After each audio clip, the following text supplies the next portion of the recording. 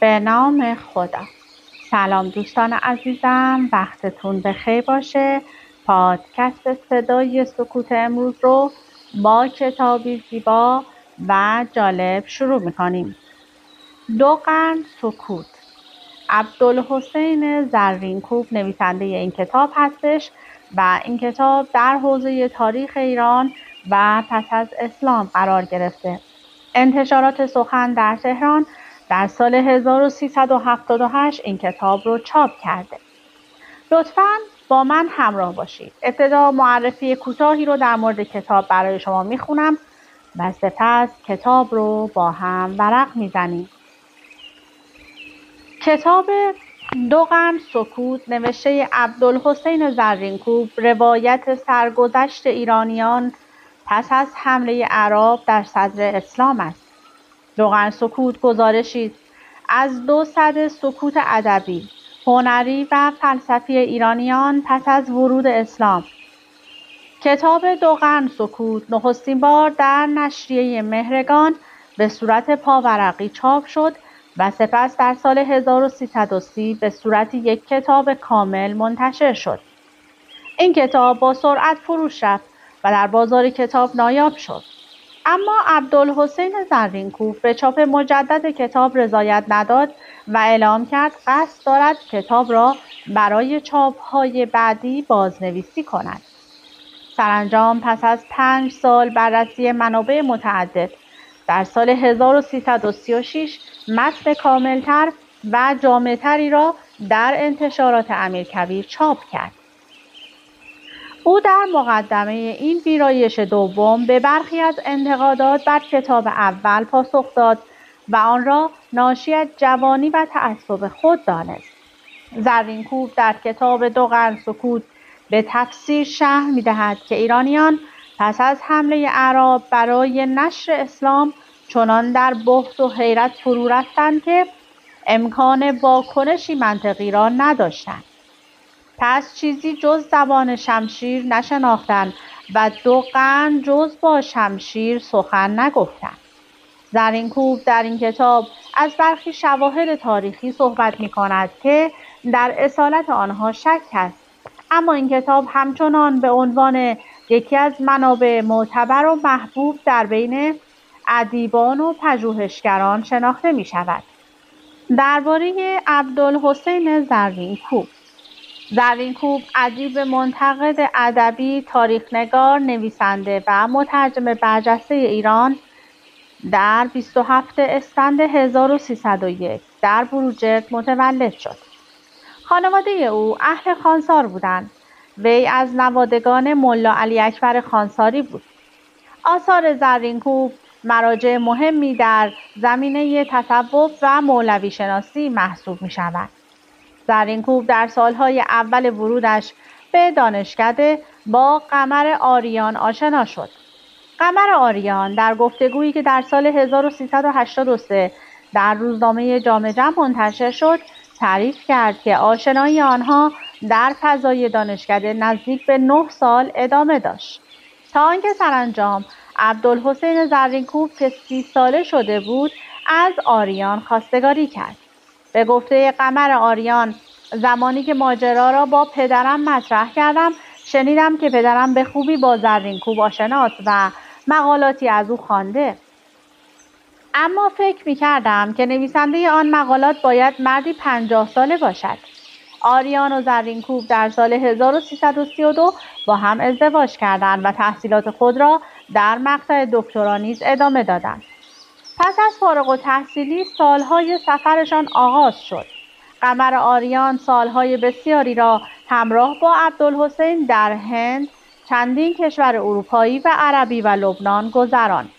ازدواج آریان و زرینکوب فرزندی نداشت.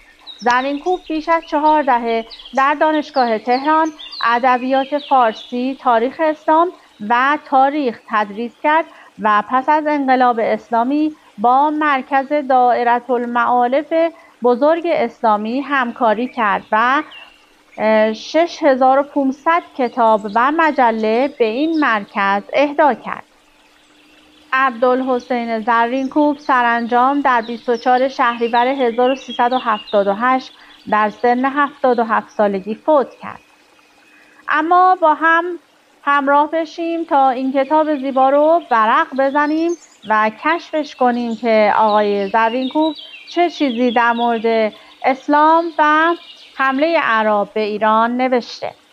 مقدمه این کتاب با نوشته از آقای مرتضی مطهری شروع شده که بسیار طولانی است و من فاکتور میگیرم و نمیخونم. یک مقدمه دیگه هم هستش که مربوط به کتابی که در سال 1330 چاپ شده و من این هم نمیخونم. مقدمه سوم در مورد چاپ مجدد این کتاب و تصحیح آقای زرینکوب هستش، از این هم فاکتور میگیرم. ولی چند اعتراف از نویسنده رو که بسیار کوتاه هستش قبل از شروع کتاب با هم ورق میزنیم. نوشتن مقدمه‌ای بر این چند صحیفه شاید کار زائد و بیفایده به نظر آید، اما چه باید کرد؟ بسیاری از خوانندگان عادت کردند که حد و ارزش کار نویسنده را از مقدمه کتاب او بجویند. این عادت اگر پسندیده و سودمند باشد، از آن روز که نمی‌گذارد خواننده کنجکاو نکته‌یاب وقت خود را در مطالعه آنچه مبتذل و بیفایده است به هدر دهد. لکن همین امر نویسنده را وامی دارد که در بیان سبب تألیف کتاب از آنچه موجب علاقه او به موضوع کتابش شده است، از آنچه فقط به خود او و به زندگی درون او مربوط است، با خواننده سخن بگوید. از همین جاست که افزودن مقدمه‌ای بر یک کتاب برای نویسنده غالباً کاری دشوار و بیفایده و ملال‌انگیز به نظر می‌آید. در تاریخ ملاک یقین چیست؟ گمان می‌کنم علم هنوز برای این سوال جواب درستی ندارد. آنچه از اسناد و شهادات بعد از تحقیق و انتقاد علمی برمی‌آید مفید جزم و یقین نیست، موجد ظن و تخمین است و بر آنچه به قول ارباب منطق متکی بر شایعات و متواترات و مظنونات باشد، چگونه میتوان معرفت قطعی و جزمی بنیاد نهاد؟ اینکه کسانی مانند میشله تاریخ را بعث و نشور حوادث گذشته در محضر یک قاضی خوانده‌اند خالی از مسامحه نیست. گذشته ای را که در فضای بی انتهای خاموشی و فراموشی غوطه می‌خورد. چگونه می‌توان به مدد سندی و کتابی چند که بر حسب اتفاق از دستبرد فنا و فراموشی جسته است دیگر بار زنده کرد؟ 2 قرن سکوت در تاریخ از بی‌طرفی و حقیقت‌جویی سخن بسیار گفته‌اند. لکن این سخن ادعایی بیش نیست. مورخ از همانجا که موضوع تاریخ خود را انتخاب می‌کند در واقع دنبال هوس و میل خود می‌رود و از بی‌طرفی خارج می‌شود. اگر تاریخ هند را موضوع تحقیق خویش قرار می‌دهد، برای آن است که رغبتی یا مصلحتی او را به حوادث آن سرزمین علاقه‌مند کرده است و اگر از انقلاب فرانسه سخن می‌گوید، از آن روز که در آن ماجرا چیزی هست که با احساسات و تمایلات او مناسبتی دارد. بنابراین بی‌طرفی مورخ ادعایی است که به دشواری می‌توان آن را تایید کرد. من در تهیه این یادداشت‌ها که جرئت نمی‌کنم آن را تاریخ بخوانم، جز آنکه صحنه‌ای چند از تاریخ گذشته را از روزنه وجدان و عواطف خویش و از پشت شیشه‌های تاریک یا رنگارنگ اسناد و منابع موجود تصویر کنم، کاری نکردم.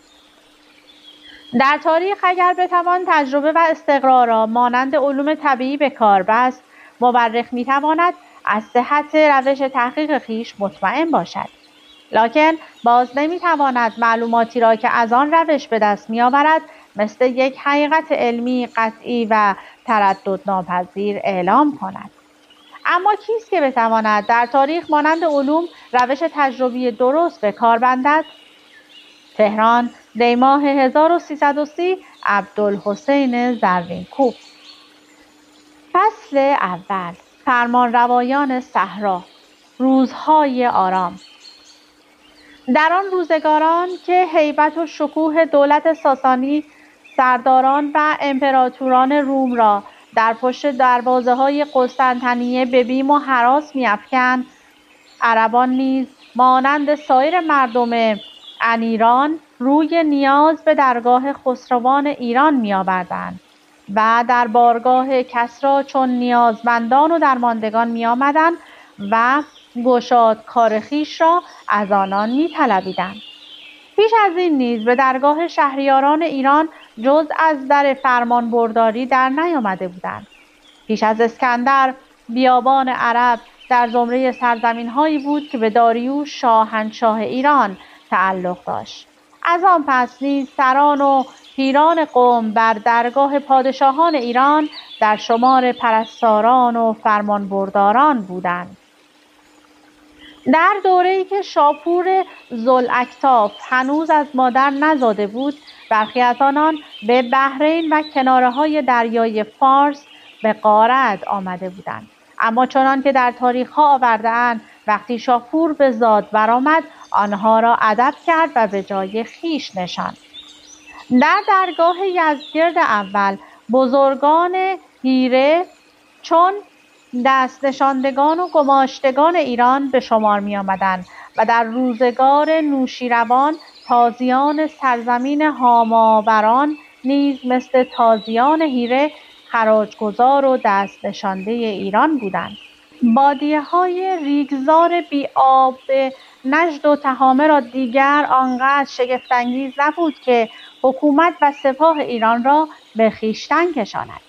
زیرا در این بیابان‌های بی آب هولناک خیال‌انگیز از کشت و ورز و بازار و کالا هیچ نشان نبود و جز مشتی عرب گرسنه و برهنه که چون غولان و دیوان همه جا بر سر اندکی آب و مشتی سبزه با یکدیگر در جنگ و ستیز بودند، از آدمی نیز در آنجا کس اثر نمی‌دید جز آن بیابان‌های هولناک هراس‌انگیز بی آب و گیاه که به رنج گرفتن و نگه داشتن نمی‌ارزید.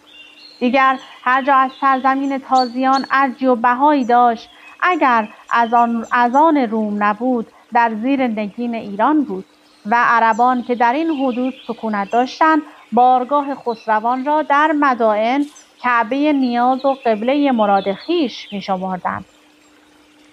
در قصه هاست که از شاعران عرب نیز کسانی چون اعشی به درگاه خسرو می آمدند و از ستایش شاهنشاه مال و نعمت و فخر و شرف به دست می آوردند. در آن روزها خود این اندیشه هم که روزی تخت و تاج و ملک و گاه خسران دست بر سود عربان بینام و نشان گردد و کسانی که به بندگی و فرمانبرداری ایرانیان به خود می‌بالیدند، روزی تخت و دیهیم شاهان و ملک و گاه خسروان را چون بازیچه بی ارج و بها به کام و هوس زیر و زبر کنند، هرگز به خاطر کس نمی‌رسید. اما درست در همین روزگاران که ضعف معنوی و روحانی نیروی ظاهری و جسمانی دولت ساسانی را از درون می‌خورد و می‌کاست، نیروی معنوی بزرگ و بالنده از درون ریگزارهای قفر و هولناک بیابان عرب پدید آمد و اندک اندک بالید و فزونی یافت تا سرانجام شکوه و قدرت کسانی که پنجه بر پنجه روم می‌زدند و به زور بازو پنجه آنان را می‌تافتند دستخوش تازیان گشت.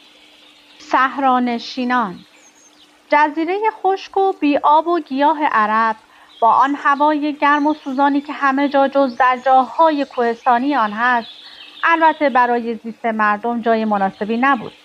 از این رو بود که از دیرباز تمدن و فرهنگ در آنجا جلوه‌ای نکرده بود و گذشته از پاره نقاط که از آب و گیاه بهره داشتند یا جاهایی که بر سر راه تجارت واقع بود، در سراسر این بیابان فراخ زندگی شهرنشینی هیچ جا رونق نیافته بود.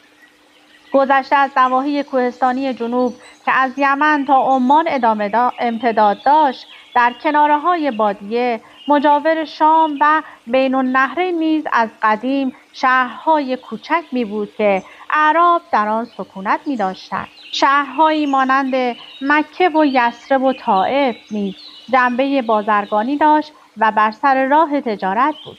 باقی این سرزمین پهناور جز ریگ‌های تفته و بیابان‌های فراخ چیزی نداشت و اگر گاه چشمه‌ای کوچک از خاک می‌جوشید و سبزه‌ای پدید می‌آمد، عرب بیابان نشین با شترها و چادرهای خیش همانجا فرود می آمد.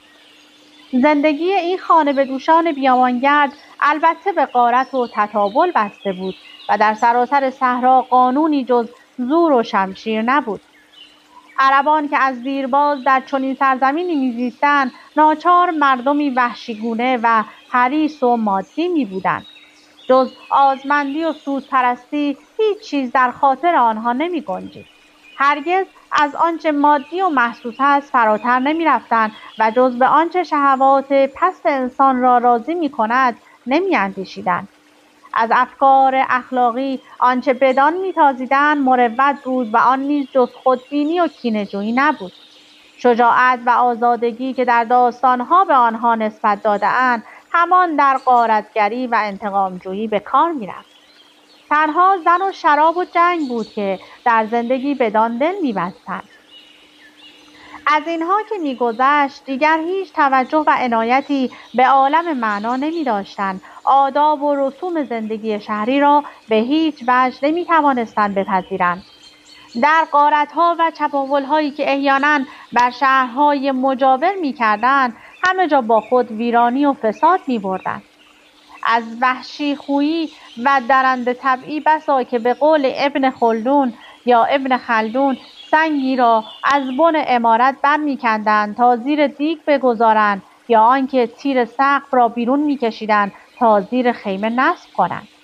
این فرمانروایان صحرا که از تمدن و فرهنگ بی بهره بودند در دوره‌ای که تمدن‌های بزرگ دنیای قدیم شکوه و عظمت تمام داشته است، اگر جز قتل و غارت و رهزنی کاری داشتند، حفظ راه‌های بازرگانی و بدرقه کاروان‌های تجارتی بوده است. بنابراین هرچند استیلا بر این صحراهای فراخ بی آب و گیاه آنقدر نداشته است که دولت‌های بزرگ قدیم چون مصر و بابل و ایران و روم بدان چشم طمع بدوزند، اما برای حفظ جان قافله‌های تجارتی هم از دیرباز کشورگشایان قدیم این فرمانروایان صحرا را به خدمت خویش می‌گرفتند. در تاریخ‌ها هست که وقتی کامبوجیه پادشاه هخامنشی لشکر به مصر برد، اعراب را واداشت که در بادیه برای سپاه او آب تهیه کنند و در برخی از جنگ‌هایی که ایرانیان با یونانی‌ها کردند نیز اعراب جز سپاه ایران به شمار می‌آمدند. بدین گونه در روزگاران کهن عرب را شأنی و قدری نبود. شهری و تمدنی نداشت و محیط زندگی او نیز پیدایش هیچ نظام و تهذیبی را اقتضا نمی‌کرد. معاذا اگر در کناره‌های این بیابان فراخ شهری و واحه‌ای بود از برکت تربیت و تمدن روم یا ایران بود، چنان که نزاع و رقابت مستمری که همواره بین ایران و روم در کار بود دولت‌های غسان و هیره را پدید آورد. غسان در کنار بادیه شام بود و دولت روم آن را در برابر ایران علم کرده بود. حکومت ایران نیز دولت هیره را در کنار بادیه عراق به وجود آورده بود تا هم در آن حدود از اصطکاک مستقیم دو دولت جلوگیری کند، هم در جنگ با روم مددکار ایران باشد. اما نفوذ ایران بر عرب منحصر به امارات هیره نبود. از همه قبایل و طوایف گردنکشان و بزرگان عرب به درگاه پادشاهان ساسانی روی نیاز می آوردند. گذشته از اینها یمن نیز از روزگار نوشیروان دست نشانده ایران بود. مطالعه در تاریخ هیره و یمن نشان می دهد که ایرانیان در آن روزگاران عرب را به هیچ نمی گرفتند و هرگز از جانب آنها هیچ اندیشه‌ای نداشتند. هیره چنانکه از آثار و اخبار برمی‌آید در اوایل قرن سوم بعد از میلاد پاره‌ای از طوایف عرب از فترسی که در پایان روزگار اشکانی پیش آمده بود استفاده کردند و به سرزمین‌های مجاور فرات فرود آمدند و بر قسمتی از عراق دست یافتند. از این تازیان برخی همچنان زندگی بدوی را دنبال کردند، اما عده دیگر به کار کشاورزی دست زدند. پس از آن رفته رفته روستاها و قلعه‌ها بنا کردند و شهرها برآوردند. مهمترین این شهرها هیره بود که در جایی نزدیک محل کنونی کوفه بر کرانه بیابان قرار داشت. این شهر چنان که از نام آن پیداست قلعه‌ای و اردویی بوده است که اعراب در آن سکونت داشتند، اما اندک اندک به شهر تبدیل شده است. تاریخ بنای این شهر را در افسانه‌ها به بخت و نصر نسبت دادند و پیداست که در صحت این قول جای شک هست. اینقدر هست که هوای آزاد بیابان و آب جویبارهای فرات برای آبادی این سرزمین مساعد افتاده است. کثرت زرع و نخیل و وفور آب و کشت در این ناحیه می‌توانسته است فرمانروایان صحرا را به تمدن دعوت نماید. عرب‌هایی که در این حدود سکونت می‌داشتند به سبب مجاورت با ایران از برکت فرهنگ و تمدن بهره‌ای یافته بودند. در نزدیک هیره کاخ‌هایی همچون کاخ خوبرنق و کاخ سفید و کاخ ابن بجیله برپا گشته بود که جلوه و خاص بدان شهر می‌بخشید. عربان این ناحیه برخی آیین ترسایی داشتند و رونقی بعضی آیین مجوس را پذیرفته بودند. نیز در بین آنها کسانی بودند که با خط و کتابت آشنایی داشتند و شاید خط و کتابت از آنجا به دیگر جاهای عربستان رفته باشد. تاریخ امرای هیره درست روشن نیست. اینقدر هست که این امرا از اعراب بنی لخم بودند و به حکم مجاورت نسبت به شاهنشاهان ساسانی فرمانبرداری می‌کردند. سبب عنایتی که فرمانروایان ساسانی به حمایت و تقویت امرای هیره می‌داشتند این بود که می‌خواستند به وسیله آنها اعرابی را که در ثغور ایران سکونت داشتند متحد نمایند و به یاری آنها از تجاوز و تعدی بدویان غارتگر به حدود مرز ایران جلوگیری نمایند. از این رو پادشاهان ساسانی در حمایت و تقویت این امرا عنایت بسیار می‌ورزیدند و آنها را با فرمان خویش بدین مقام منصوب می‌نمودند.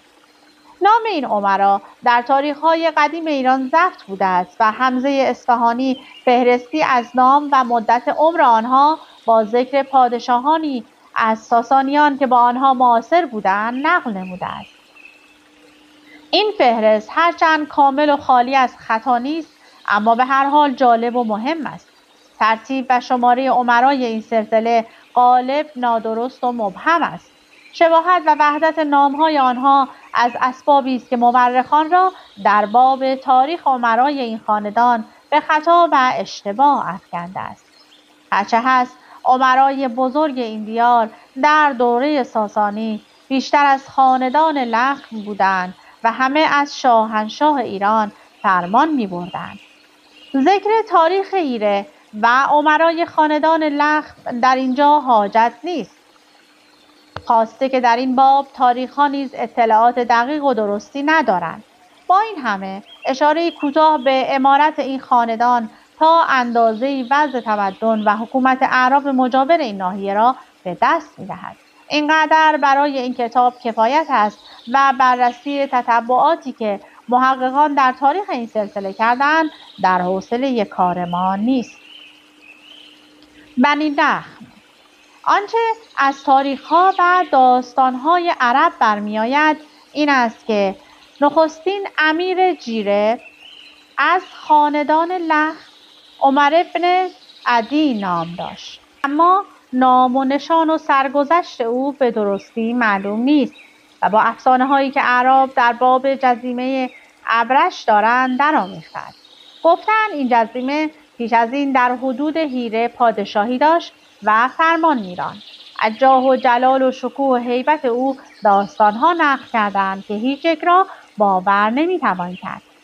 از افسانه‌هایی که در باب او آوردند یکی این است که در بزم وی جوانی از بنی لخم نامش عدی ساقی بود که رقاش خواهر جزیمه با او سر و سری داشت. عدی را یارای آن نبود که خواهر ملک را از وی درخواهد، اما رقاش او را حیله‌ای آموخت. جزیمه را شراب بسیار پیمود و مست کرد. آنگاه درخواست که رقاش را به زنی بدو دهد.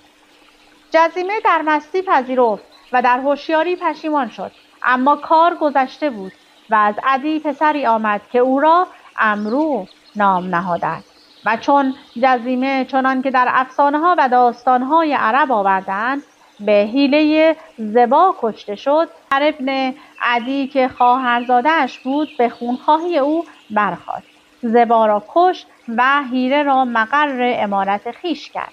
بدین گونه بود که امارت حیره به خاندان لخم رسید. گفتند که وی با شاپور اول و چند تن پادشاه دیگر که بعد از او مدتی کوتاه سلطنت کردند معاصر بود. خب بیشتر از این کتاب زیبا در اختیار من نیست. اگر به کتاب‌های تاریخی و آثار قدیمیان و گذشتگان علاقه دارید، حتما این کتاب رو تهیه کنید و تا انتها بخونید. از اینکه با من همراه بودید سپاسگزارم. تا بحث بعدی، خدا نگهدارتون.